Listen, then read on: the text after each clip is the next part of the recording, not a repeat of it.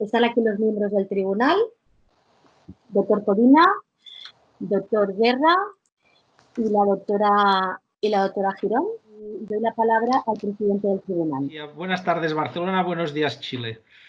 Vamos a proceder a uno de los actos académicos más relevantes en la carrera universitaria, como es la defensa de la tesis doctoral. Y por ello quisiera empezar dando la bienvenida a nuestra doctoranda, Marc Gomis Pastor. El título de la tesis a defender es The mHealth Study, Improvement in Clinical Practice Using mHealth Technology, impacto asistencial de la incorporación del mHealth en la práctica clínica del paciente cardíaco, trasplantado cardíaco, que está dentro del programa de doctorado de la Facultad y Departamento de Medicina de la Universidad Autónoma de Barcelona. La defensa, como se ha dicho, será 100% telemática, siguiendo la misma tendencia innovadora de la doctoranda. Lo propio hubiera sido celebrar el acto de defensa con cierta solemnidad, acompañada de la familia, compañeros, amigos, pero la situación y circunstancias hacen que se realice de forma telemática y se dejen las celebraciones para más adelante. Damos también la bienvenida a las directoras, la doctora Eulàlia Roig Minguell, médico especialista en cardiología y actualmente jubilada, y a la doctora María Antonia Mangues Bafallull, farmacéutica especialista en farmacia hospitalaria y jefa del servicio de farmacia del Hospital de Santa Creu i Sant Pau. Y al tutor, doctor Juan María Cinca Cuscullola, médico especialista en cardiología, profesor emérito del Departamento de Medicina de la Universidad Autónoma de Barcelona e investigador del Instituto de Recerca Biomèdica del Hospital de Sant Pau. También agradecer y saludar a todos los asistentes, suplentes y personal de soporte que nos acompaña durante la celebración de este acto. Por último, damos la bienvenida a los miembros del tribunal, que aprovecho el momento para presentarlos. Tenemos a la doctora Marcela Girón Aliste, de Santiago de Chile, que es la vocal internacional. Posee el título de profesional de químico farmacéutico con los grados de licenciado, magíster y doctorado por la Universidad de Chile. Es miembro correspondiente de la Academia de Ciencias Farmacéuticas de Chile. Realizó la actividad postdoctoral en farmacopidemiología en el Gillings School of Global Public Health of University of North Carolina. Fue presidenta del CONACEF, Corporación Nacional Autónoma de Certificación de Especialidades Farmacéuticas, y en la actualidad es miembro del directorio. Exconsultora de la Organización Panamericana de Salud, la OPS, y es profesora de pre- y posgrado de farmacología clínica, farmacopidemiología y farmacia clínica en la Facultad de Ciencias Químicas y Farmacéuticas de la Universidad de Chile. Al doctor José María Guerra Ramos, de Barcelona, que actúa como secretario. Es médico, doctor en medicina, especialista en cardiología, cardiólogo de la Unidad de Arritmias del Servicio de Cardiología del Hospital de Sant Pau de Barcelona. Lidera en el Hospital de Sant Pau el grupo de enfermedades cardiovasculares del Centro de Investigación Biomédica de Red, el CIBER. Coordinador del grupo de investigación de Cardiología Clínica y Translacional del Instituto de Recerca Biomèdica del Hospital de Sant Pau y profesor agregado del Departamento de Medicina, Unidad Docente de Sant Pau, Universidad Autónoma de Barcelona. Y el que os habla, el Carlos Codina Gené, que actuó como presidente, farmacéutico, doctor en farmacia, especialista en farmacia hospitalaria, miembro correspondiente de la Real Academia de Farmacia de Cataluña, concesión de la medalla Joaquín Bonal por la SEF en el 2017, miembro del Grupo de Recerca de Cataluña Central en el área de cronicidad, la Universidad de Vic y Universidad Central de Cataluña, miembro del comité editorial de la revista Farmacia Hospitalaria y ex jefe de servicio de farmacia del Hospital Clínic de Barcelona y actualmente en situación de jubilado. ¿Por qué tenemos el privilegio de contar con una miembro del tribunal procedente de la universidad extranjera? Pues porque esta tesis se le aplica el carácter de mención de tesis internacional, ya que la tesis cumple todos los requisitos que se requieren para esta mención, como son estar escrita en inglés, haber realizado la doctoranda una estancia de 4 meses en el Hospital Vanderbilt de Nashville, Tennessee, en Estados Unidos, en un centro de referencia, disponer de los informes de expertos internacionales, tenemos 2, y presencia de un miembro del tribunal, como es la doctora Girón, de un centro de investigación internacional. El acto de defensa constará de 3 partes. La primera es la exposición, la presentación de la defensa de la tesis por parte de la doctoranda, que tendrá una duración de 45 minutos. Le seguirá el apartado de preguntas por parte de los miembros del tribunal y luego se abrirá un turno de comentarios y preguntas a los doctores presentes en la sesión telemática. Y por último, el tercer paso es el proceso de deliberación, que consiste en la evaluación y posteriormente notificación de la calificación. Ya saben la mayoría de ustedes que posteriormente y dependiendo de la calificación, si los miembros del tribunal consideran que la doctoranda y la doctora merece la otorgación de la mención cum laude, en unos días les será notificada desde la propia escuela de doctorado de la universidad. Y sin nada más que añadir, vamos a dar paso a la doctoranda para que inicie la presentación de su defensa. Recuerde que tiene 45 minutos. Adelante, cuando quiera, doctora. Bien, buenas tardes a todos y todas y muchas gracias a los miembros del tribunal, a las directoras y a la Universidad Autónoma de Barcelona por facilitar esta defensa telemática, cuyo título de la tesis es Impacto asistencial de la incorporación del mHealth en la práctica clínica del paciente trasplantado cardíaco. Como ha comentado el presidente del tribunal, por requerimiento de la mención internacional, leeré de forma literal en inglés el objetivo y las conclusiones finales del proyecto de esta tesis. Bien, sin más preámbulo y con la venia del tribunal, empezaré la defensa con una breve introducción de cuáles fueron los problemas que motivaron a llevar a cabo este proyecto de tesis en una población especialmente compleja a nivel terapéutico, que es el trasplantado cardíaco. Empezamos hablando de multimorbilidad, y es que en las últimas décadas se están consiguiendo elevadas tasas de supervivencia tras el trasplante. No obstante, el éxito no implica únicamente asegurar la supervivencia tras la intervención, sino que la multimorbilidad y la complejidad terapéutica pueden comprometer los resultados en salud a largo plazo. Algunas de las principales comorbilidades asociadas con una menor supervivencia a largo plazo serían las neoplasias y la enfermedad cardiovascular del injerto o CAP.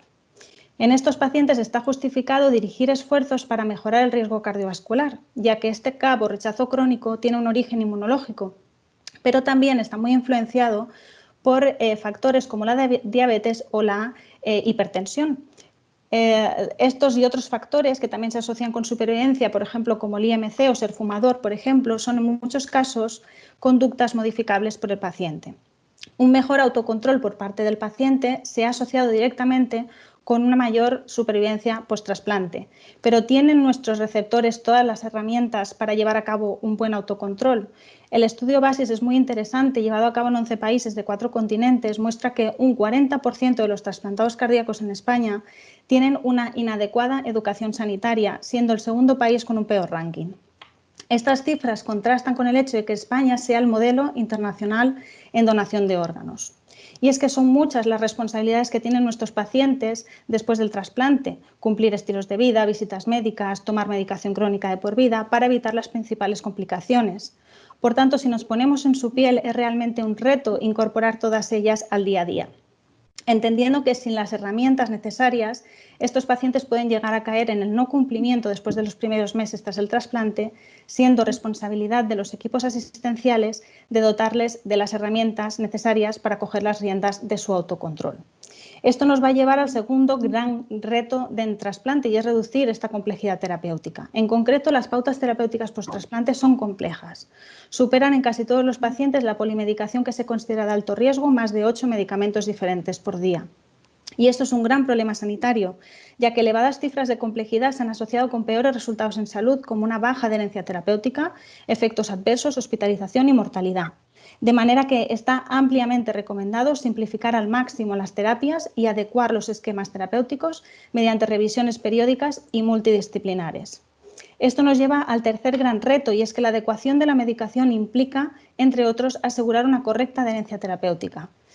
La no adherencia al tratamiento inmunosupresor, pero también antivírico, de las comorbilidades o, por ejemplo, la no adherencia a los estilos de vida, va a permitir, en último lugar, que se produzca un daño en este injerto.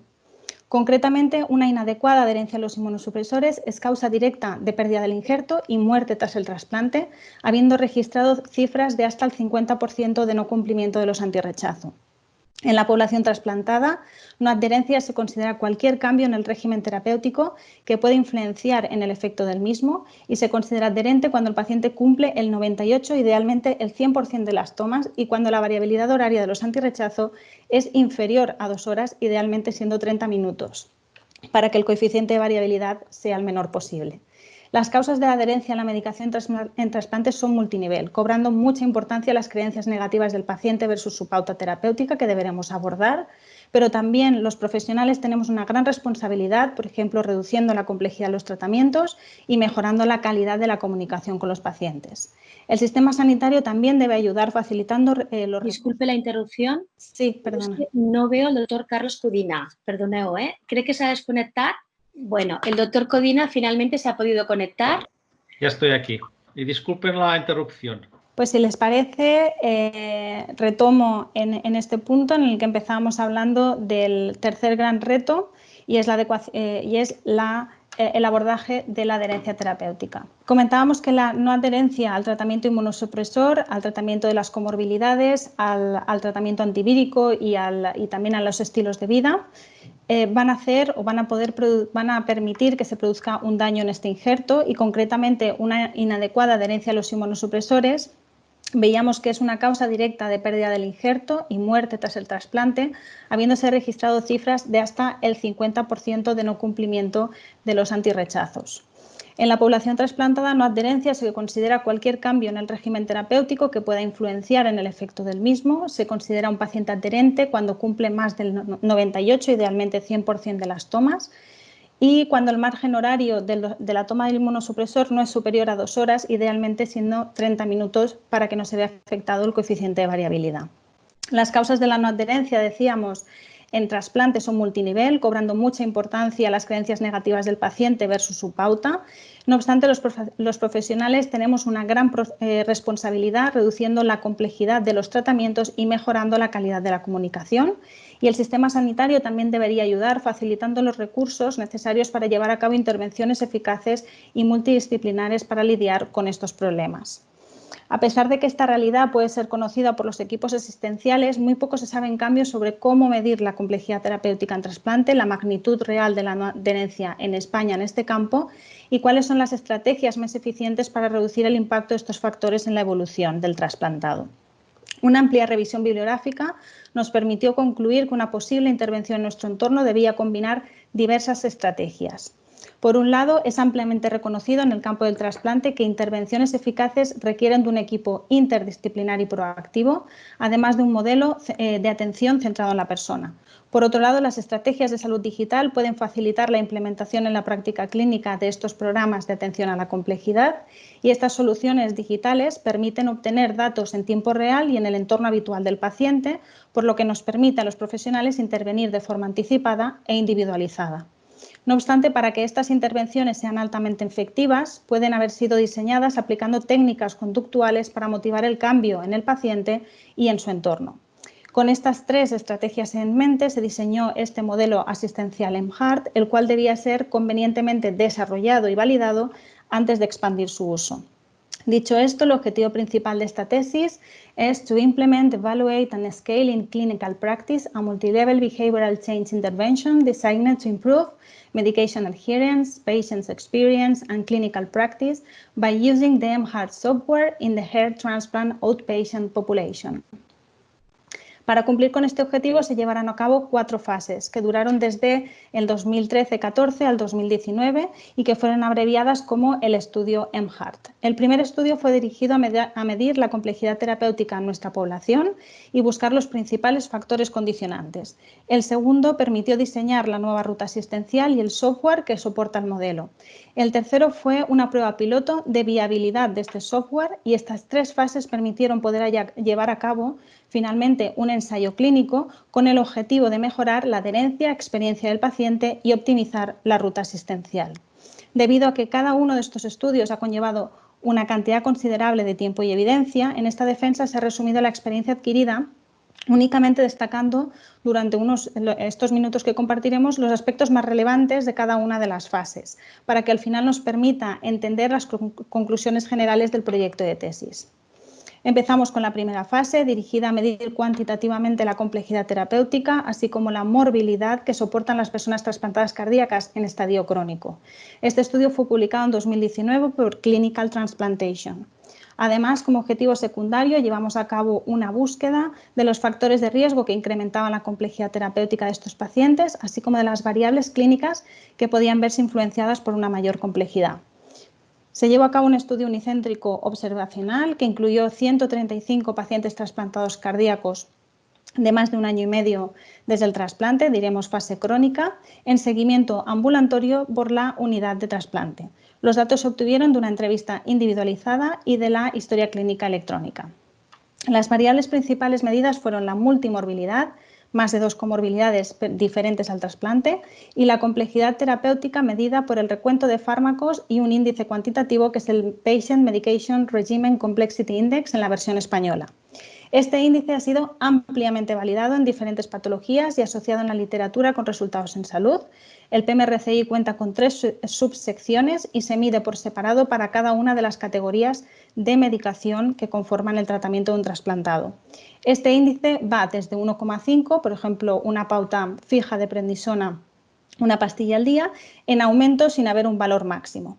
El análisis de los factores independientes predictores de un mayor nivel de PMRCI incluyó variables sociodemográficas, clínicas y terapéuticas, incluyendo Patient Reported Outcomes que medían la experiencia del paciente versus el régimen terapéutico. Finalmente, el impacto de mayores cifras de PMRCI sobre resultados de salud se midió en aquellas variables con más de 10 eventos en nuestra serie de pacientes. Los pacientes, en cuanto a resultados, los pacientes fueron mayoritariamente hombres de 57 años de edad que llevaban una media de 12 años trasplantados. Un 11% de los pacientes no habían recibido educación básica y 24% eran laboralmente activos. 21% necesitaban en ese momento de un cuidador. Un 95% de los pacientes cumplieron la definición de multimórbido.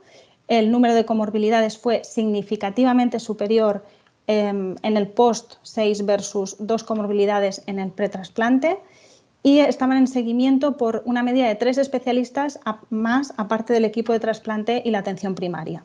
La prevalencia de las nuevas comorbilidades que aparecen post-trasplante es comparable a la publicada en otras series de pacientes y destaca la hipertensión, dislipidemia e insuficiencia renal.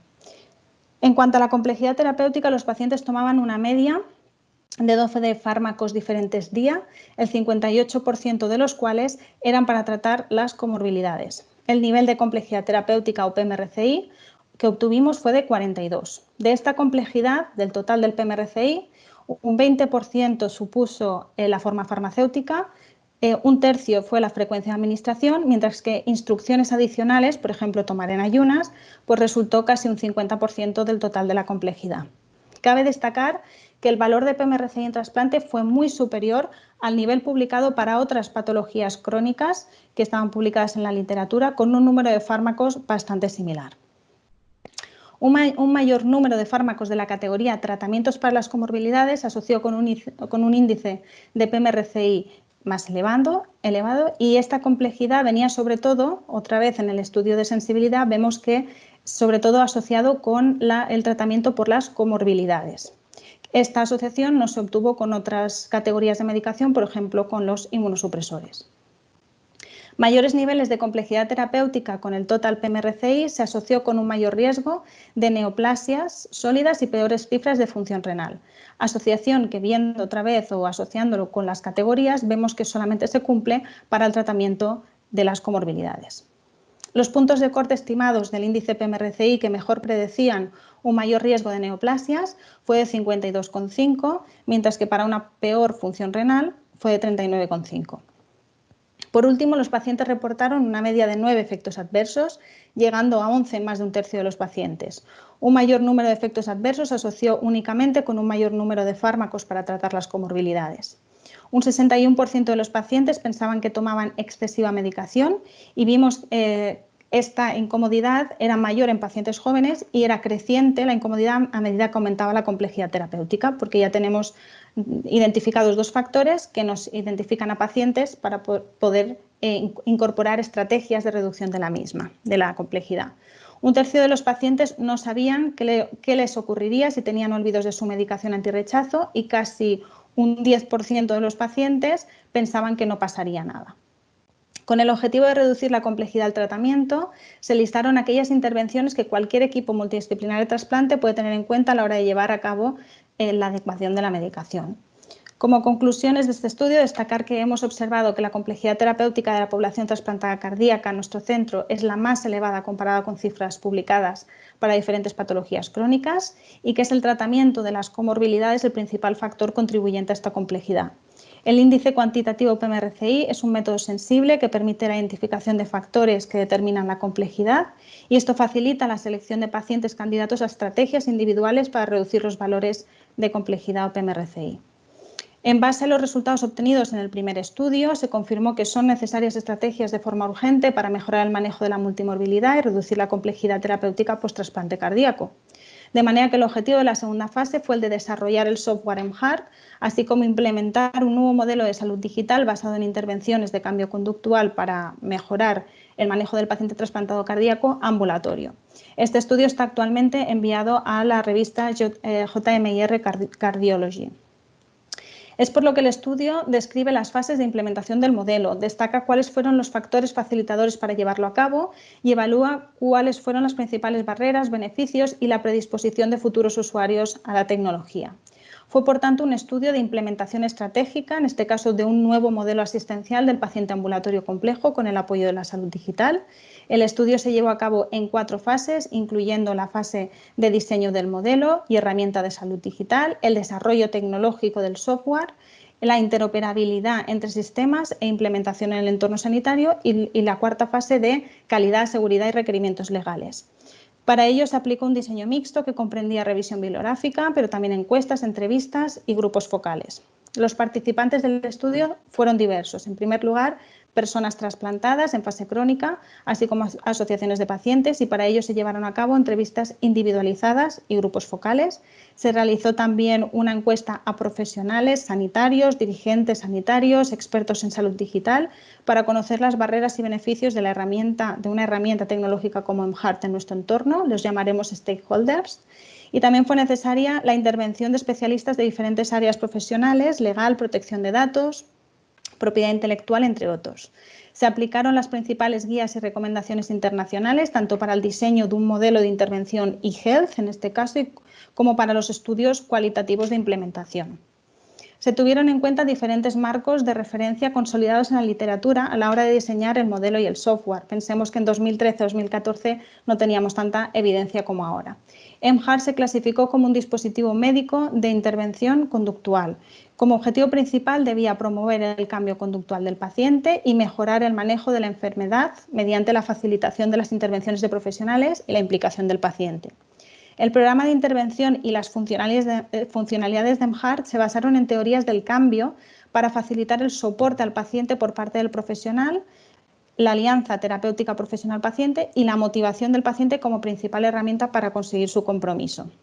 Estas intervenciones se plasmaron en técnicas concretas basadas en la taxonomía ampliamente validada por Abraham y Vitsis y vehiculizadas a través de funcionalidades concretas de la plataforma. Estas podían ser aplicables a cualquier programa de intervención que utilice EMHeart en el futuro. Además, se utilizaron elementos interactivos como mensajes, alertas, entre otros, para reducir la posibilidad de que el paciente o el usuario deje de utilizar el software y hacerlo más adherente también a la intervención. Este software fue diseñado para que el profesional utilice técnicas de comunicación motivacional para potenciar el efecto de las intervenciones. En cuanto a los resultados, los pacientes trasplantados cardíacos entrevistados confirmaron que tenían acceso a la tecnología, ya que un 98% de ellos tenían un dispositivo móvil y un 62% de los pacientes refirieron utilizar Internet para fines relacionados con la salud. Hasta un 98% de los pacientes mostró predisposición a estar envueltos en un seguimiento de salud digital a través del móvil como EMHeart. De los stakeholders, 26 participantes se incluyeron con diferentes perfiles profesionales. El grado de acuerdo de los stakeholders fue bastante elevado sobre cuáles eran los principales beneficios de mHeart en nuestro entorno. En base a este acuerdo, las prioridades del modelo mHeart fueron mejorar el manejo de la farmacoterapia, en este caso, sobre todo, destacar la adherencia al tratamiento, promover el empoderamiento del paciente y crear más oportunidades de interacción profesional-paciente. El grado de acuerdo de las limitaciones que supone un enfoque de salud móvil en nuestro entorno sanitario fue bajo y ninguno de los puntos alcanzó el 75% de acuerdo.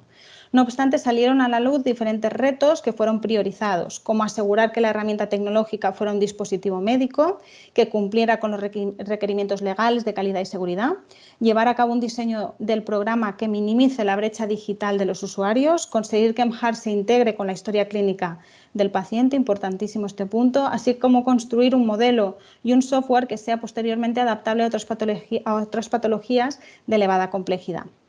En esta fase 2, el equipo técnico llevó a cabo el desarrollo tecnológico y todas las pruebas test necesarias para obtener el prototipo. Esta herramienta incluye, entre otras muchas funcionalidades, instrumentos electrónicos de medida de diferentes ámbitos de la salud y entre ellos destacar la adherencia terapéutica, síntomas, pero también las biomedidas o aquellas variables que habían demostrado impacto en la evolución tras el trasplante. Este prototipo fue testeado por los usuarios en diferentes grupos focales. Cada prueba test permitió mejorar el prototipo anterior hasta llegar al prototipo mHeart suficientemente maduro. El último prototipo pasó por un testeo externo con 3 asociaciones diferentes de pacientes, 7 participantes en total, que destacaron el hecho que mHeart les permitiera hacer un seguimiento integral de sus comorbilidades, estar en contacto por mensajería con los profesionales, pero además reclamaron la posibilidad de comunicarse por chat con otros pacientes y por videoconferencia con los profesionales. Según ellos, la principal diferencia entre mHeart y otras apps for free descargables de las stores es que mHeart está adaptada a sus necesidades y que hay un profesional detrás que les va a proporcionar feedback. Los resultados de la fase 3 permitieron implementar diferentes soluciones a la falta de integración, como por ejemplo que mHeart fuera compatible con diferentes sistemas y aplicaciones. Tuvimos que contratar un servicio técnico o contar con un servicio técnico de asistencia al usuario potente, establecer protocolos y la falta de integración con la historia clínica del paciente se solucionó gracias a la intervención de sistemas de información del hospital y realmente ideamos 2 soluciones. La primera fue integrar mHeart con los datos sociodemográficos que nos ofrecía la historia clínica del Sant Pau y la historia clínica del Sant Pau obtenía un report semanal con todos los registros que efectuaba el paciente en mHeart. Por último, en esta cuarta fase, destacar que se precisó dirigir esfuerzos a asegurar un correcto tratamiento de los datos del paciente, pero también la normativa de dispositivo médico y propiedad intelectual. Para asegurar estos requisitos, muchos profesionales o expertos fueron involucrados durante todo el proceso. Además, las opiniones de las asociaciones de pacientes y sociedades científicas ayudaron a reforzar la calidad del contenido de mHeart y la futura escalabilidad a otros hospitales. Como conclusiones de esta fase, destacar que se implementó con éxito un programa mHealth integral destinado a mejorar el manejo de la medicación post-trasplante, la multimorbilidad y práctica clínica del equipo interdisciplinar. Realmente fueron necesarias diferentes estrategias para sobrellevar las principales barreras de la innovación tecnológica en nuestro entorno, 2014-2015. Los principales beneficios del modelo y del software mHeart fueron mejorar el manejo de la terapia, involucrar al paciente e incrementar las oportunidades de interacción entre paciente y profesional, y la mayoría de los pacientes estaban dispuestos a utilizar mHeart. Una vez que el nuevo modelo asistencial y que la herramienta tecnológica habían sido implementadas, el tercer estudio se llevó a cabo con el objetivo de validar la principal funcionalidad de mHeart, que es identificar al paciente no adherente y mejorar las cifras de adherencia terapéutica post-trasplante. Este estudio fue publicado en 2020 por el JMIR mHealth and UHealth. Por ello se llevó a cabo un estudio piloto para validar la calidad de los cuestionarios electrónicos de medida de la adherencia al tratamiento utilizados en mHeart mediante criterios de calidad psicométrica. Además, se realizó un estudio exploratorio para medir la viabilidad y eficacia de la estrategia mHeart en la mejora de la adherencia y también se evaluó la satisfacción del paciente con la nueva estrategia. Fue un estudio piloto, como comentaba, prospectivo. Se incluyeron 31 pacientes ambulatorios de menos de 1,5 años tras el trasplante. Se diseñó en base a las principales guías y consensos internacionales para cada uno de los objetivos marcados, un diseño bastante exigente a nivel metodológico. En cuanto a las variables, las propiedades psicométricas de los instrumentos electrónicos que medimos fueron diferentes dominios de la validez, validez de contenido por consenso de expertos, validez convergente y divergente por comparación de los constructos de adherencia de los cuestionarios escogidos con un cuestionario estándar, que es el cuestionario SMAC, la fiabilidad de los cuestionarios, no solamente la fiabilidad, que sería la asociación entre electrónico y papel, sino la reproducibilidad de los cuestionarios electrónicos, la sensibilidad al cambio, que implicaba llevar a cabo una intervención y ver si la mejoría de la adherencia se detectaba por igual en un cuestionario electrónico que en el de papel, y estaba muy ligada a la interpretabilidad, es decir, si tiene relevancia clínica el cambio que estábamos produciendo. Por último, el impacto en carga, que se midió teniendo en cuenta diferentes criterios que ya estaban establecidos, como el tiempo, aceptación, missing values, entre otros. Los cuestionarios electrónicos que incluimos en MHART y que fueron evaluados fueron el Morisky-Green, de 4 ítems, y una versión adaptada del Haines-Sackett. Por último, se utilizó el SMAC como cuestionario estándar para el estudio de la validez. Se llevó a cabo esta encuesta online semicuantitativa de satisfacción y usabilidad diseñada para el estudio, pero que se había basado en otras encuestas previamente validadas. De forma resumida, se llevaron a cabo 3 medidas de adherencia. Las 2 primeras debían incluir los cuestionarios en papel y electrónicos el mismo día y en los mismos pacientes. La primera determinación se separó 30 días de la segunda, tiempo suficiente para validar el criterio de sensibilidad al cambio y pilotar la viabilidad de la estrategia MHART para mejorar la adherencia a la medicación. Una vez que terminamos el periodo de intervención, se deja pasar un periodo de 7 días antes de la última medida de adherencia electrónica, únicamente para llevar a cabo la reproducibilidad o test-retest. Aquí los pacientes debían permanecer estables clínica y terapéuticamente y no se podía efectuar ninguna intervención. La satisfacción del paciente se determinó al final del estudio.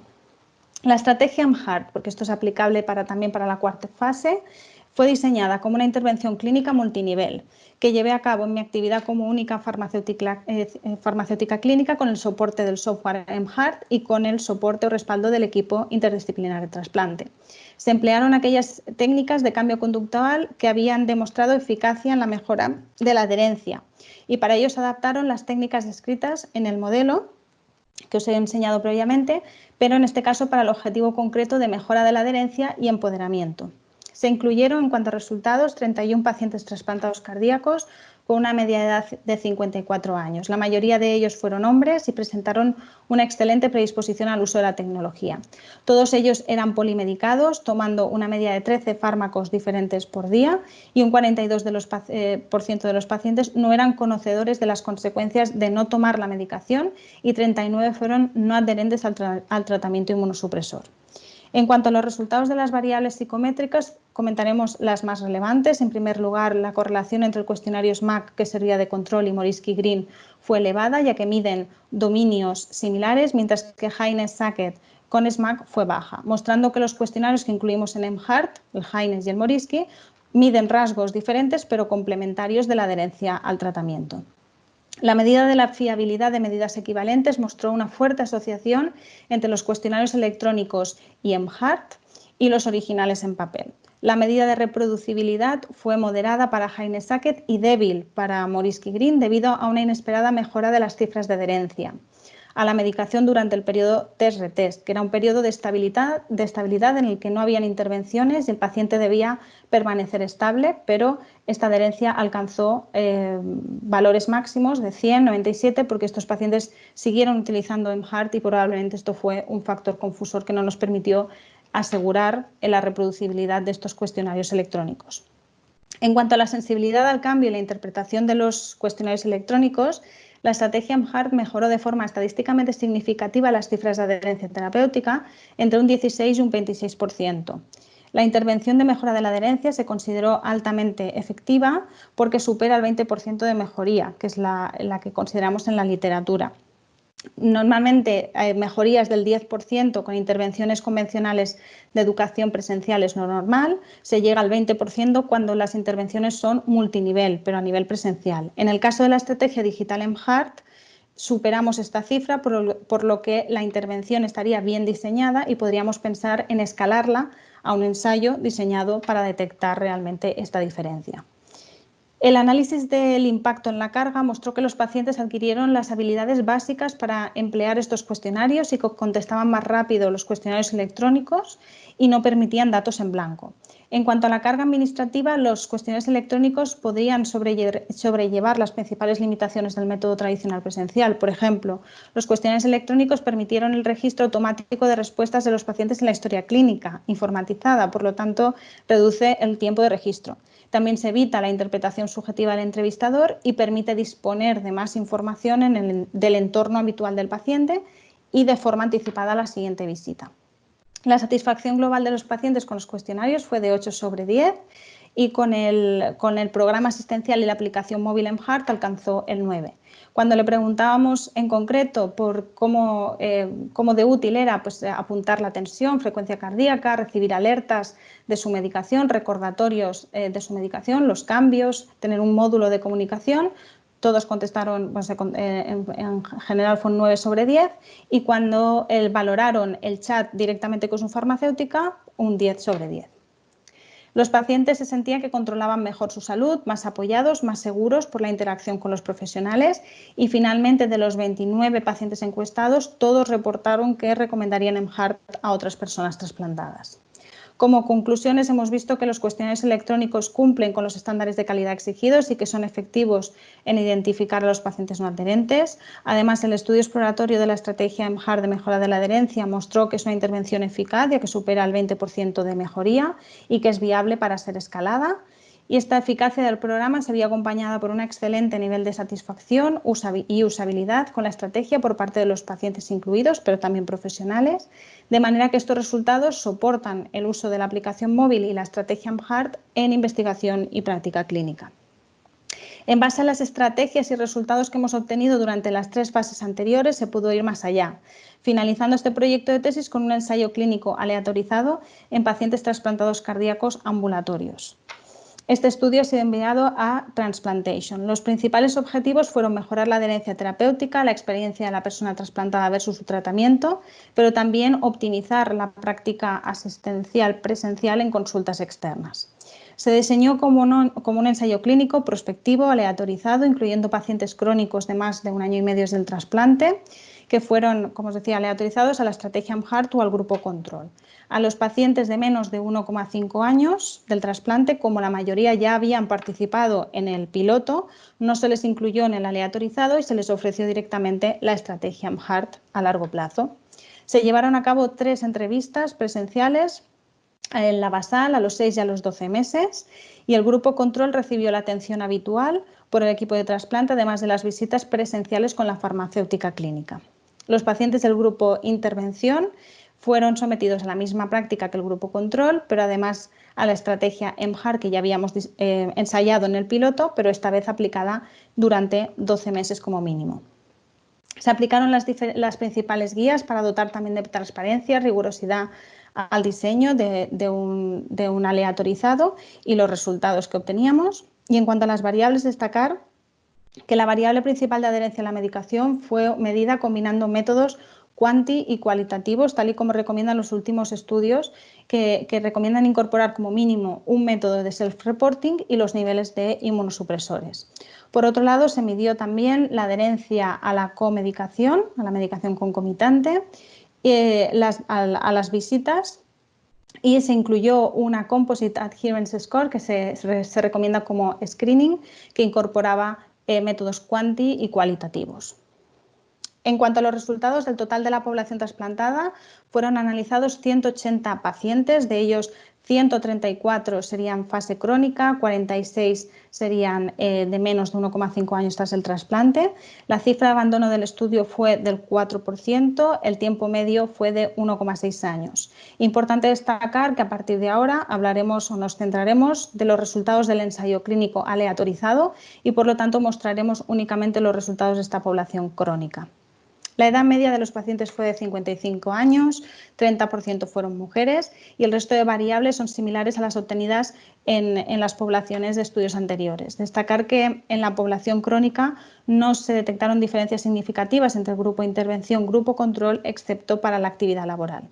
Al final del estudio, 86% de los pacientes seguían utilizando mHeart cada día y ningún paciente la había dejado de utilizar por completo. Si nos centramos en la situación basal de los pacientes, observamos que un 67% de los pacientes pensaban que tomaban excesiva medicación y reportaron 6 efectos adversos de media. Casi un tercio de los pacientes no sabían qué les podía ocurrir si dejaban de tomar la medicación completamente y un 10% refirieron que nada les ocurriría si tenían olvidos puntuales. Pero además únicamente un 36% de los pacientes se clasificaron como completamente adherentes a la medicación inmunosupresora según el cuestionario validado en trasplantes MAC y un 56% según el coeficiente de variabilidad de los niveles en sangre. Si tenemos en cuenta el Composite Score, que serviría, como os digo, como screening, esta adherencia decae hasta el 15%. Entonces, ¿qué impacto tuvo la estrategia mHeart en todas estas cifras? En cuanto a la variable principal adherencia, empezamos por los métodos cualitativos de medida de los inmunosupresores.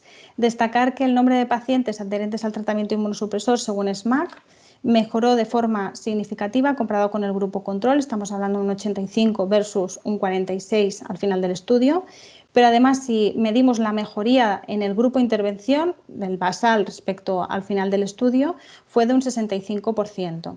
Esta cifra es muy superior a las reportadas en otros estudios, como hemos comentado antes, en los que se considera una mejora superior al 20 ya sería clínicamente significativa.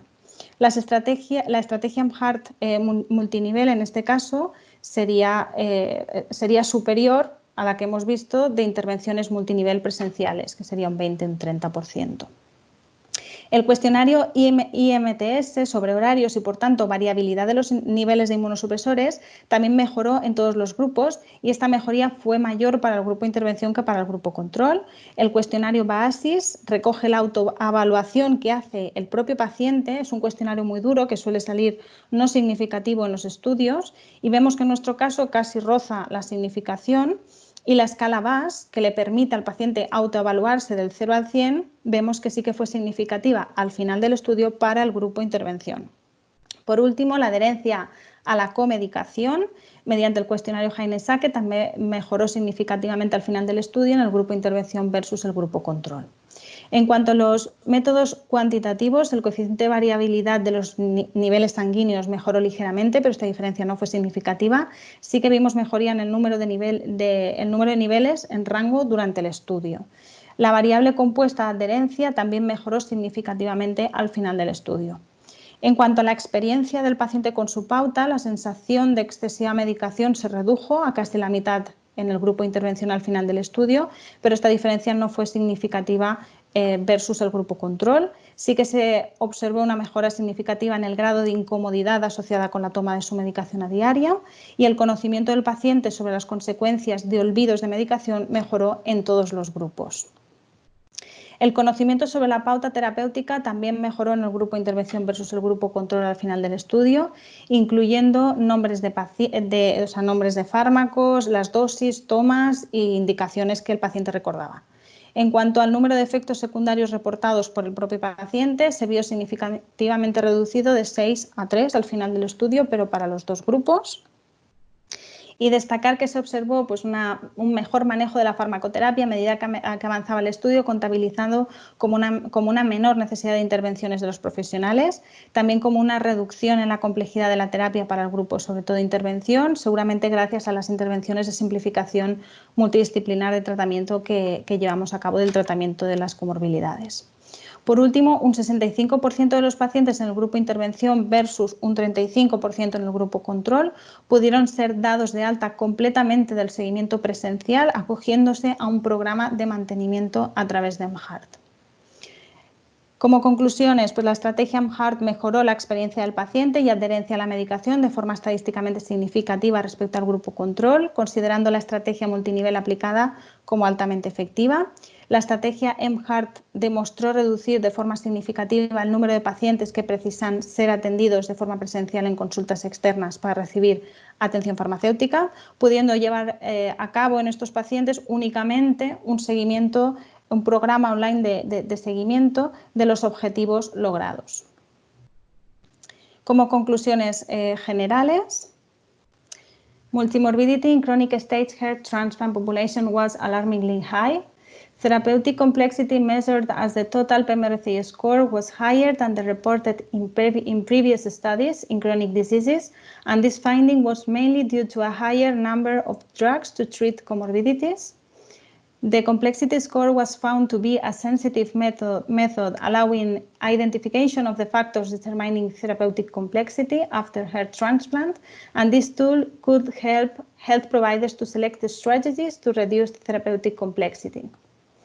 A holistic mHealth-based interventional model to improve medication management and clinical care in multimorbid populations with polypharmacies was successfully developed and implemented in the heart transplant population in the ambulatory setting.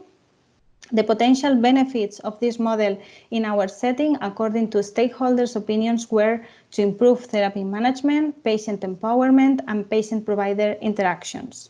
Moreover, a total of 98% of the patients confirmed that they were willing to use mHeart system. The validation study showed that the mHeart electronic questionnaires to measure medication adherence met the quality standards. The exploratory study showed that the multi-level behavioral change intervention established, the mHeart strategy, was highly effective since the improvement in adherence to immunosuppressants was 26%. Moreover, patient overall satisfaction with the mHeart approach was 9, and this finding supported the widespread use of the mHeart in larger research and clinical practice. Finally, an alarming 36% of the heart transplant outpatient population were adherent to immunosuppressive treatment at baseline, according to the SMAC test. And 41% of patients were unaware of the consequences of forgetting to take their anti-rejection medicines. These rates confirmed the urgent need for the mHeart strategy to deal with this problem. The mHeart strategy positively impacted on the health outcomes pre-established. At the end of the study, medication adherence rates were statistically significantly improved in the intervention group versus the control group. Furthermore, the strategy had a positive impact on patient experience of therapeutic regimens and showed statistically significant reductions in the number of patients needing to travel to clinic for follow-up appointments. The mHealth approach will be a feasible way to continue providing long-term, advanced, individually tailored interventions by health providers to heart transplant recipients in the at-home setting. Finalmente, y con el permiso del tribunal, quería agradecer brevemente a la doctora Mangués por su intensa implicación en el proyecto de tesis que os acabo de presentar, un proyecto innovador que nos llevó a enfrentarnos a muchas barreras, así como también agradecer a la larga tradición de farmacéuticos clínicos del Hospital Sant Pau que me han servido de inspiración. Agradecer enormemente a la doctora Roig por abrir las puertas del equipo de trasplante, así como a todo el equipo de trasplante. Y la verdad que ha sido un honor como farmacéutica clínica participar en el seguimiento de estos pacientes, en el que fue el primer centro trasplantador cardíaco de España en el 84. Por último, agradecer a mi marido, Tony, a mi familia, Ana, Paula, María José y Alfonso, su apoyo y paciencia durante estos años. Me quedan muchos otros profesionales que han permitido que se lleve a cabo un proyecto de salud digital y que están recogidos en el manuscrito de esta tesis, pero para acabar tengo que hacer una mención especial a la verdadera inspiración de este proyecto, que son todas las personas trasplantadas del Sant Pau, ya que con sus mensajes de apoyo y gratitud han llenado de sentido cada paso de estos últimos 6 años.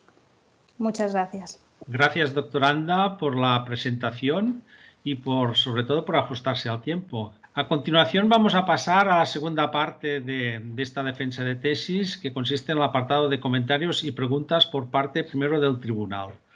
Y el orden que seguiremos será el siguiente. En primer lugar, Realizará las preguntas el vocal internacional, la doctora Marcela Girón. Cuando quiera, por favor. Bien, antes de hacer las preguntas, me gustaría felicitar a Mar Gómez Pastor por su excelente presentación y la gran cantidad de trabajo y tan interesante tesis que desarrolló, al parecer, por un periodo bastante largo. Tengo algunas preguntas, intentaré ir siguiendo cierto orden en cuanto a la cantidad de estudios que llevo a cabo, porque el tener varios estudios también genera preguntas en diferentes etapas de la investigación.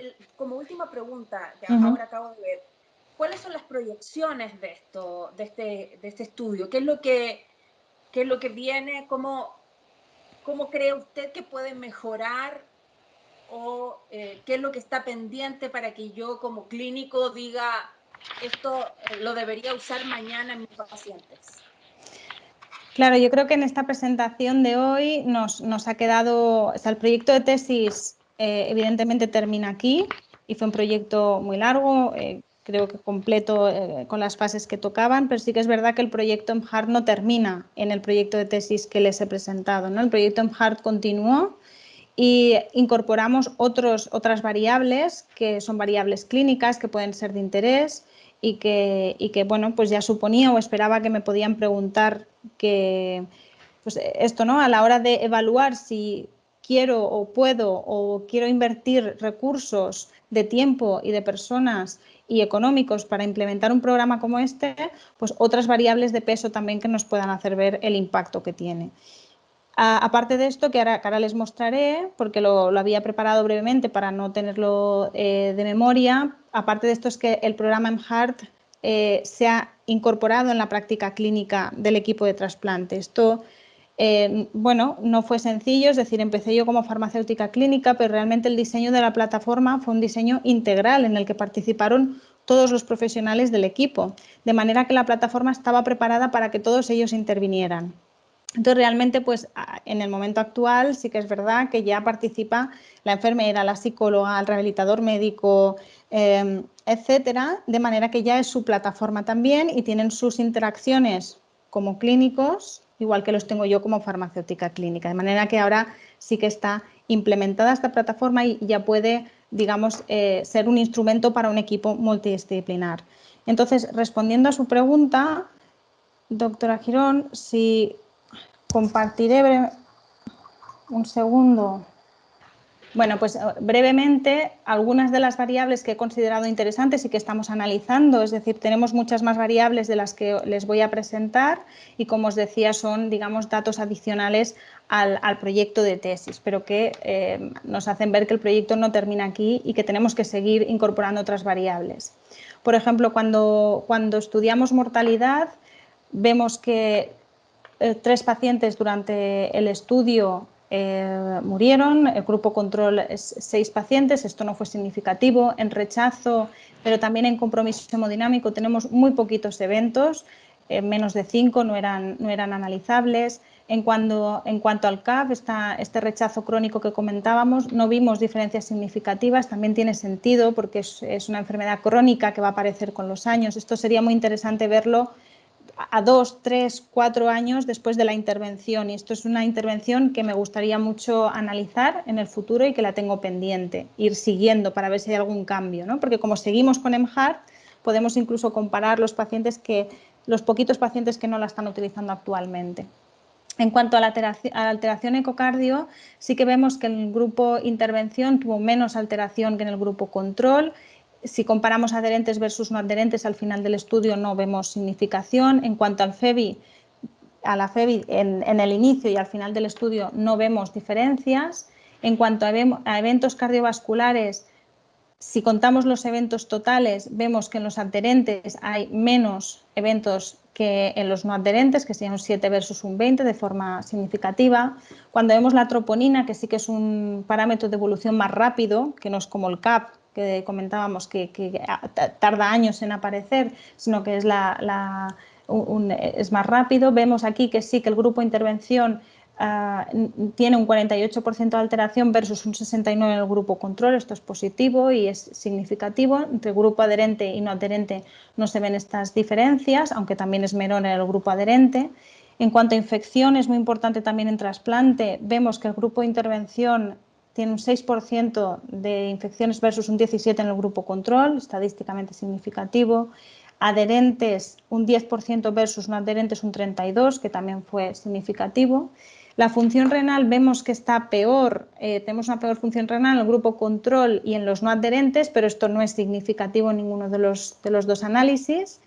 LDL y colesterol no vimos diferencias relevantes, eran prácticamente las mismas. En HDL sí que HDL elevado o por encima de 1,7 era más prevalente en el grupo de intervención y en los adherentes. Y en cuanto a la hemoglobina glicosilada, en rango es un 58% del grupo de intervención la tienen en rango versus un 40% del grupo control, significativo. También presentaros algunos resultados de actividad sanitaria, es decir, hospitalizaciones y visitas a urgencias. Estos valores nos costó mucho de conseguir porque teníamos los valores que teníamos en nuestro hospital, las consultas a urgencias y hospitalizaciones, pero en Sant Pau, y lo que hicimos fue pedir al sistema catalán de salud, mediante el programa Padrís del Aquas, que nos dieran todos los datos de toda Cataluña. Entonces, con estos datos, que nos costaron, como digo, bastante de conseguir, pero finalmente los tuvimos y creo que han sido muy interesantes y ha valido la pena el esfuerzo, vemos que en cuanto a ingresos totales, aquí tenemos los intervenidos y el grupo control. Si vemos los adherentes, que son los verdes, vemos que 0 hospitalizaciones es mucho más prevalente en el grupo de intervención y en los adherentes. Y esto, en cuanto a números, sería que el grupo de intervención tuvo un 32% de ingresos versus un 57% en el grupo control y que los adherentes ingresaron 34% respecto a un 63% de los no adherentes.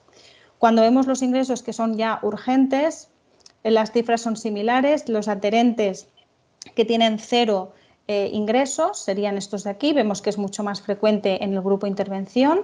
Grupo de intervención un 17% versus un 41%, que ya no estamos hablando de la mitad, sino de más, significativo. Y en adherentes un 20% versus un 44% en no adherentes, también significativo. Por lo tanto, bueno, pues estas intervenciones de mejora de la adherencia, tanto la intervención EMHARD como el ser adherente o no adherente, parece que merecen la pena, ¿no?, en cuanto a actividad.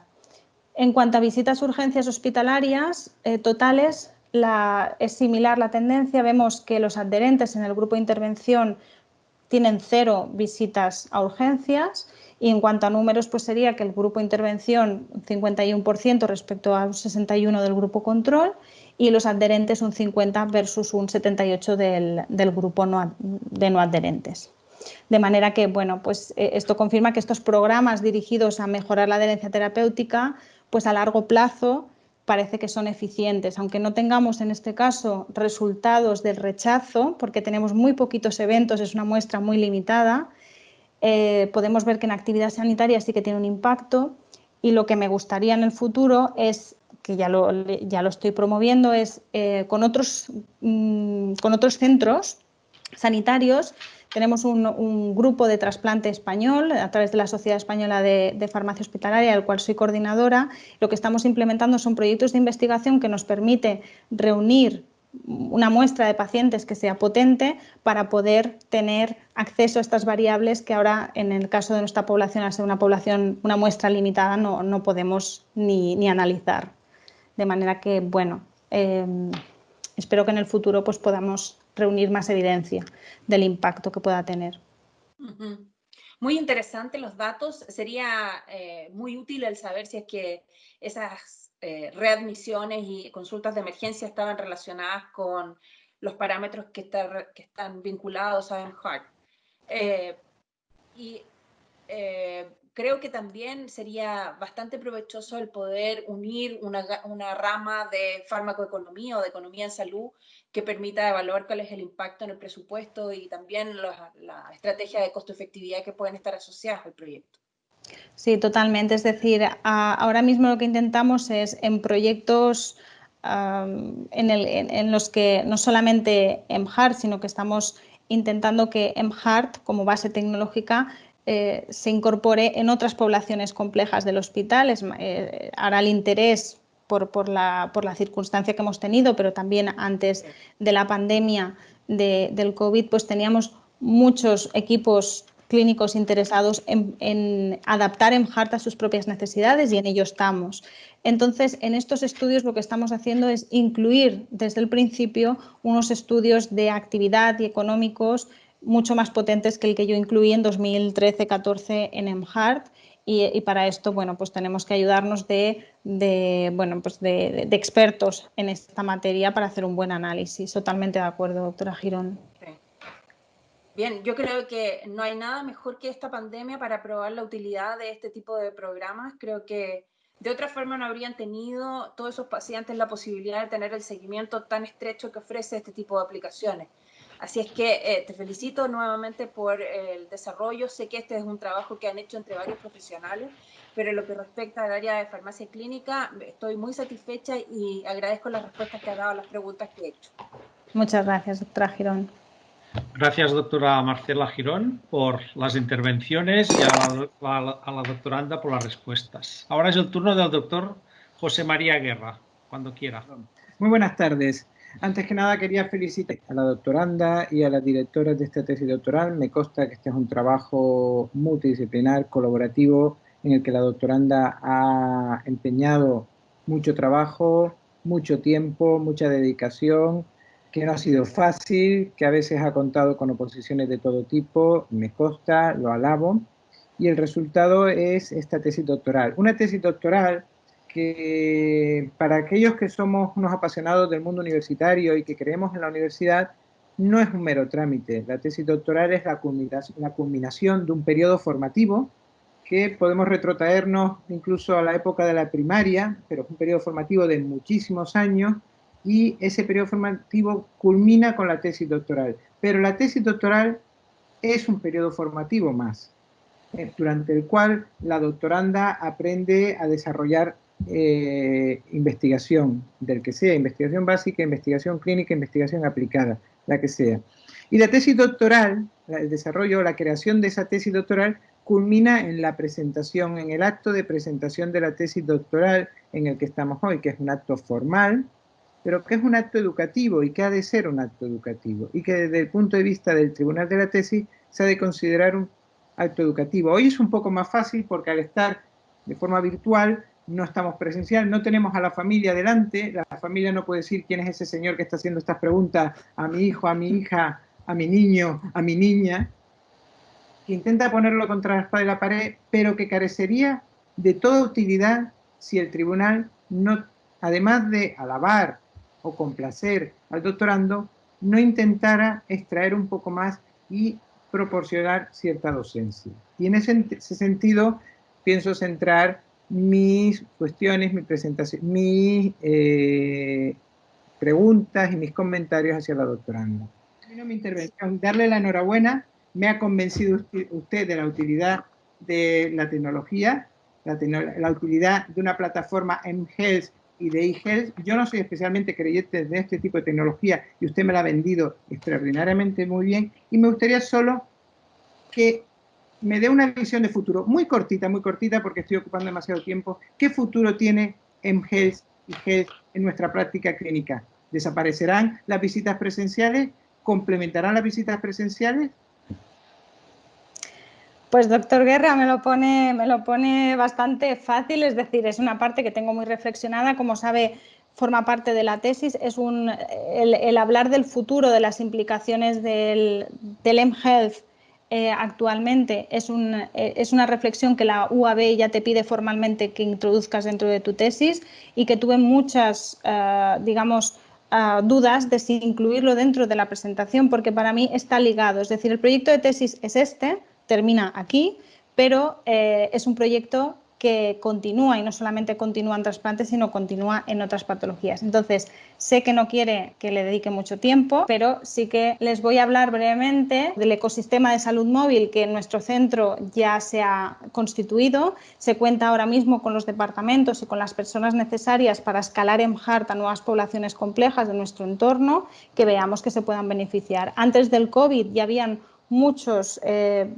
equipos clínicos que estaban interesados y ahora después de esta emergencia sanitaria pues más todavía, ¿no?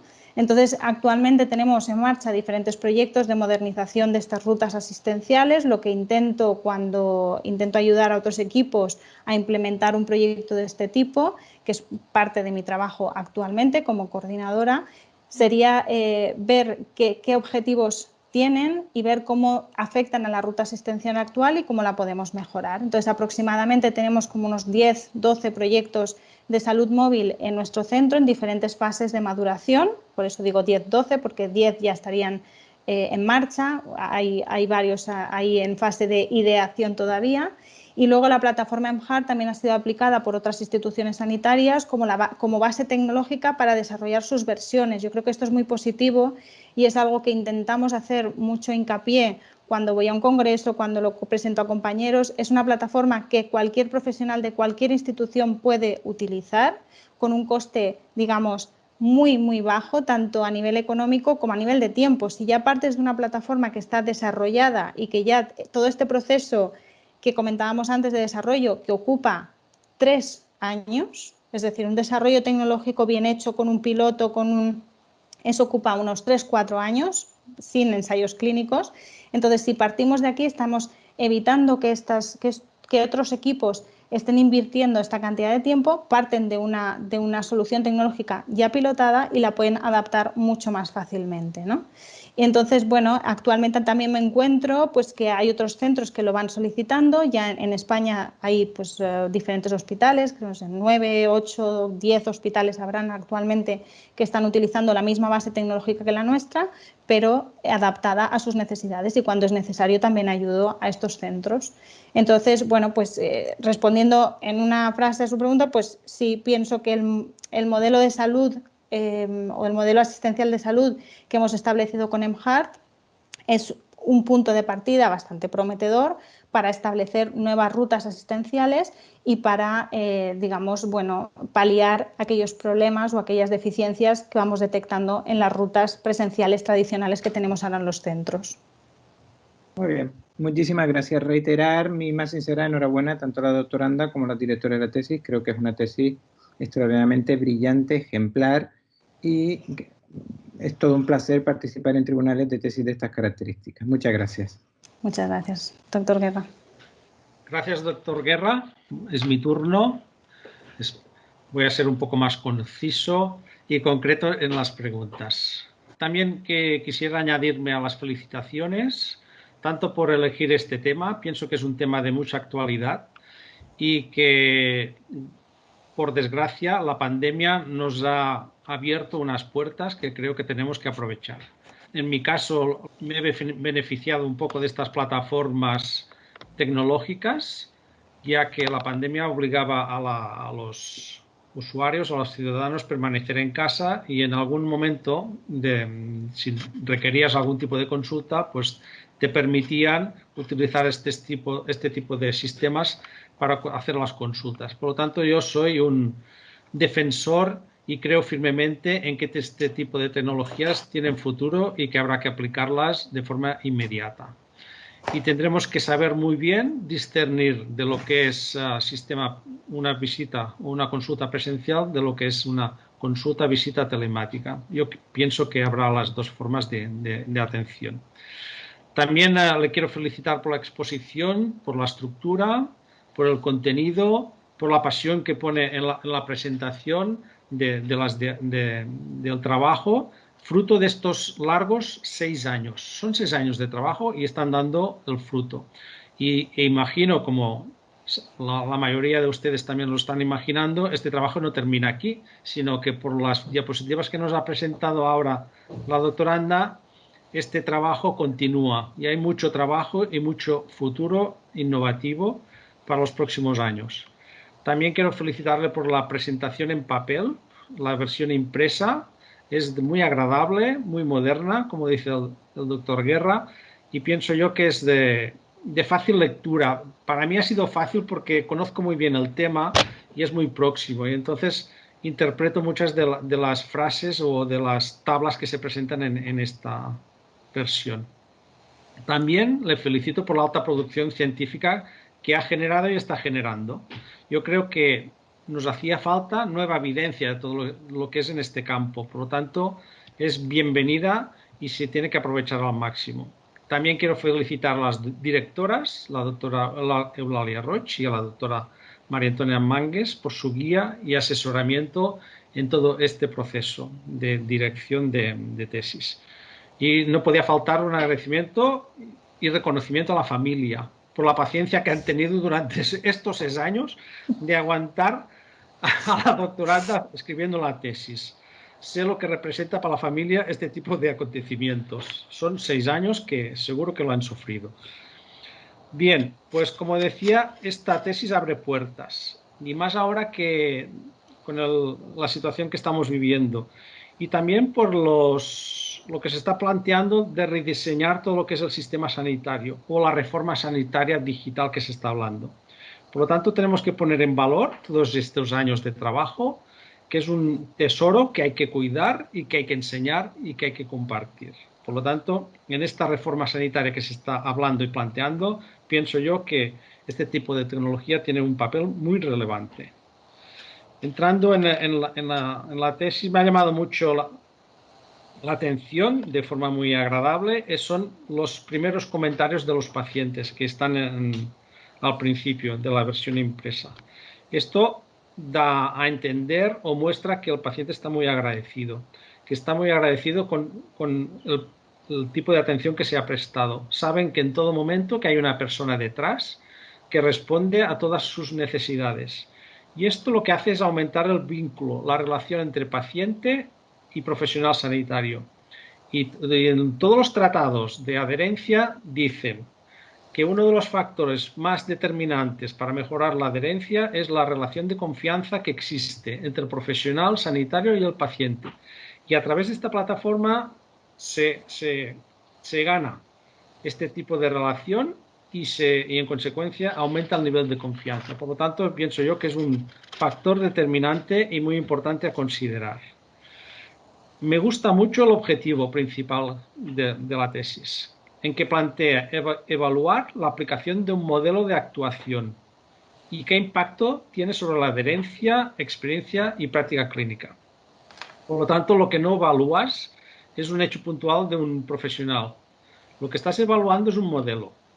Y en este modelo interviene un equipo multidisciplinar. Por lo tanto, para mí el gran valor es la evaluación del modelo en base al ejercicio profesional de un equipo asistencial que está integrado por farmacéuticos, enfermeras, médicos, psicólogos, dietistas, etc. Por lo tanto, para mí el enfoque del objetivo es: estamos evaluando el modelo. Y para mí este modelo tiene 3 iniciativas o 3 propuestas muy interesantes, que son para mí las más relevantes. Son 3. Primero, la creación del equipo multidisciplinar, en que se habla que al principio se constituyó este equipo. Y en este equipo está integrado el farmacéutico clínico, y forma parte de este equipo asistencial. Esto es un hecho determinante para lo que va a venir en el futuro. Después, la segunda propuesta o iniciativa es el desarrollo tecnológico. Para mí, este desarrollo tecnológico, que es la app, la plataforma, es un sistema de innovación y no será más que una herramienta para después poder actuar, que es el tercero de las propuestas, en el modelo de atención. Estás proponiendo un cambio de modelo de atención a los pacientes a través de un equipo multidisciplinar. Y esto para mí es importante, ya que pasaremos del modelo presencial al modelo remoto. Por lo tanto, requiere un rediseño de todo lo que son procesos asistenciales, de las consultas, tanto de forma como contenido, incluido todo lo que es la atención farmacéutica. La atención farmacéutica queda incluida en este modelo. Por lo tanto, forma parte del modelo, forma parte del equipo de intervención. Es parte de la asistencia, tanto a nivel institucional como de profesionales y pacientes. Todas estas iniciativas o propuestas se aplican en una ruta asistencial y veo a un paciente que ingresa por una necesidad. Esta necesidad se somete a una intervención quirúrgica, que es un trasplante cardíaco. Después hay un postoperatorio inmediato, hay una preparación al alta y hay una alta hospitalaria, y después habrá un seguimiento y una monitorización del paciente. Por lo tanto, esto es una ruta. Y en esta ruta asistencial, desde que ingresa el paciente hasta que se es dado de alta y se hace un seguimiento, hay una serie de intervenciones en base al tiempo y en función del modelo que se va a aplicar. Voy a la pregunta. Entonces, algunas cosas se han comentado y solo responde a lo que no se haya comentado. Por ejemplo, veo que en la primera fase, que es desde que ingresa el paciente hasta que es dado de alta, no sé cuántos días son, 7 días, 10 días, que el paciente está ingresado. Vemos que partimos de un grupo de pacientes, que lo habéis comentado ya, que son poco instruidos en función del estudio BRIGHT, pero en este estudio en el que participan 4 hospitales españoles, uno de Barcelona, uno de Madrid, uno creo que es de Sevilla o Córdoba, y el otro de Valencia, pues la muestra en España es de 230 pacientes y sale como de los menos instruidos de este grupo de 11 países, de 4 continentes, y esto me preocupa. También veo que tienes un grupo de pacientes con una alta complejidad terapéutica superior a la habitual, de pacientes que tienen las mismas comorbilidades. También me preocupa que la mayoría de pacientes son polimedicados. El 90% de los pacientes toma 8 o más medicamentos. Eso es un paciente polimedicado. Y como sabemos, todo paciente polimedicado tiene muchos más riesgos de no adherencia, de aparición de efectos adversos, de reingresos hospitalarios, etc. Y también es preocupante que 1 de cada 4 pacientes no sepa las consecuencias que puede ocasionar la no toma de medicación inmunosupresora, y 1 de cada 3 las consecuencias que puede tener al olvidarse. Por lo tanto, esta es la foto que has hecho en el primero de los estudios. Ante esta foto de pacientes y ante tu experiencia con el desarrollo de la tesis y estos años de trabajo, te pregunto, pensando en grande y de cara a futuro, con la experiencia que tenéis en urgencias de paciente polimedicado, con la red que estáis creando de asistencia primaria y farmacia comunitaria, ¿cómo ves esta tecnología para englobar e incorporar todos estos ámbitos asistenciales? Pues gracias, doctor Codina, pero me tocas la fibra sensible, porque realmente integrar mHeart con la primaria siempre ha sido una idea que me hubiera gustado implementar. En el caso de trasplante es complejo porque es un paciente que está muy vinculado, con mucho vínculo con la especializada, y esto en la tesis queda reflejado, no en la presentación por tiempo, pero son pacientes que tienen muchos especialistas en el hospital y van poco a la primaria. Y cuando van a la primaria van únicamente en un 60, creo que era un 70%, los pacientes únicamente iban a renovar recetas, no a visitarse. De manera que el vínculo del trasplantado con la primaria es todavía pobre. Lo tenemos que incentivar, y esto también es una reflexión que hemos hecho con el equipo de trasplante. Y esto sería un reto para mHeart. mHeart está preparada para compartirse con la primaria. ¿Por qué? Pues porque cualquier profesional puede tener acceso a mHeart si el paciente lo solicita. Esto se hizo inicialmente bajo consentimiento de paciente. Si el paciente nos solicita que hay una enfermera, un médico del CAP que quiere entrar a mHeart, tiene la misma vía de acceso que un profesional de la especializada y el equipo de trasplante. Esto se ha hecho en algún paciente en mHeart porque siempre lo pregunto, es decir, ¿tienes a alguien de confianza en la primaria que quieras que consulte tus datos? Y hay algunos pacientes que me han dicho que sí, pero no lo he podido hacer extensivo.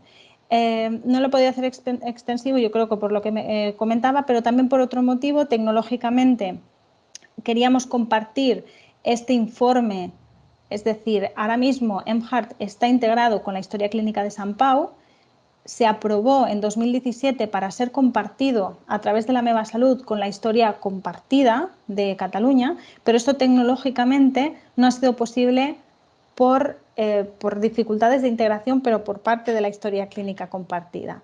De manera que sería muy interesante llegar a que ellos acaben de madurar este sistema tecnológico que tienen y poder compartir este informe y que cualquier profesional de la primaria también pueda leer estos registros que hace el paciente y actuar en base a ellos, igual que hacemos ahora desde urgencias hasta el equipo de trasplante, solamente entrando a la historia clínica de Sant Pau. Y otra puntualización de este tema es que cuando le pregunté al paciente, una de las preguntas que le hice en la entrevista inicial del ensayo clínico fue si querían compartir los datos con la atención primaria. Una gran mayoría de los pacientes, un 80, me decían que no, prácticamente un 80, 70 y pico. Y el motivo principal, algunos, es que no querían compartir esta información por si acaso había una revaloración de su discapacidad o de su condición en ese momento. Entonces, esto fue una sorpresa, esta respuesta, porque no conocía esta preocupación por parte de los pacientes de que compartir esta información, igual podían ver, ellos tenían preocupación de que igual ven que estoy más activo, hago más ejercicio, etcétera, y esto va a hacer que revaloren mi incapacidad y me la reduzcan. Entonces, esto es algo que también tenemos que trabajar con ellos y para que no tengan este miedo y poder realmente llegar a compartir la información. En los proyectos que vienen ahora, estamos haciendo o estamos intentando desde el inicio, desde los pilotos, incluir a la atención primaria, aunque sea un único centro CAP, centro de atención primaria, con una única enfermera, un único médico involucrados, pero incorporar una pequeñita muestra para poder luego escalarlo. Es un objetivo que tengo en mente y que intento trabajar con los equipos nuevos. Estaría muy bien, así se va extendiendo y escalando todo lo que es el modelo. Y muchas gracias, nada más, no pregunto nada más, ya nos estamos alargando mucho. Muchas gracias por tus respuestas y ahora es el momento de dar paso a los asistentes de la sesión telemática. Si hay algún doctor en la sesión que quiera intervenir o hacer un comentario, es su momento. Gracias, presidente. Brevísimas palabras como codirectora de esta tesis. Gracias por darnos a las directoras esta oportunidad. Querría resaltar que este proyecto nace, como han resaltado ya hace bastantes años, 6 años casi, cuando la doctoranda Margomi se estaba rotando en las salas de cardiología y identificó un problema de salud que ha quedado muy bien identificado y se planteó realmente hacer un buen diagnóstico. La tesis ha presentado parte de esta información y ver cómo podía reducirse y si podía ser evitar este problema. Los ingredientes han sido, aparte de este enfoque inicial, un nivel de autoexigencia personal enorme que tiene Margomis, una capacidad de trabajo extraordinaria y una pasión que la han podido constatar porque no la podemos tener cerca, pero sí verle. Vive con pasión todo esto. Ha habido un crecimiento profesional importantísimo a lo largo de estos años. Esto en relación a las cualidades más destacables, desde mi punto de vista, de un facultativo que empieza con un proyecto de tesis doctoral que tiene momentos realmente muy duros porque compatibiliza con otras muchas actividades 100% asistenciales. Y en relación al proyecto, yo pienso que los que estamos hoy aquí conectados tenemos el privilegio de ver que empieza un nuevo modelo, lo han dicho los miembros del tribunal, un nuevo modelo con un paciente empoderado, un paciente mucho más activo y más comprometido y con un ejercicio en un entorno, por supuesto, multidisciplinar, como ya se ha comentado, de un farmacéutico, digamos, que utiliza nuevas tecnologías para intentar, hasta donde pueda, conseguir que el uso de los medicamentos sea más efectivo, seguramente eficiente también y seguro. Así que realmente es un privilegio haber podido orientar a Mar junto con la doctora Roche en este superproyecto que está en una fase, pienso, muy incipiente, pero con unos pilares muy sólidos. Enhorabuena, Mar, por tanto esfuerzo, por los resultados y enhorabuena por lo que nos has presentado y resumido hoy aquí. Enhorabuena. Muchas gracias, doctora Mánguez. Gracias, doctora Mánguez, por su intervención. ¿Alguna otra intervención?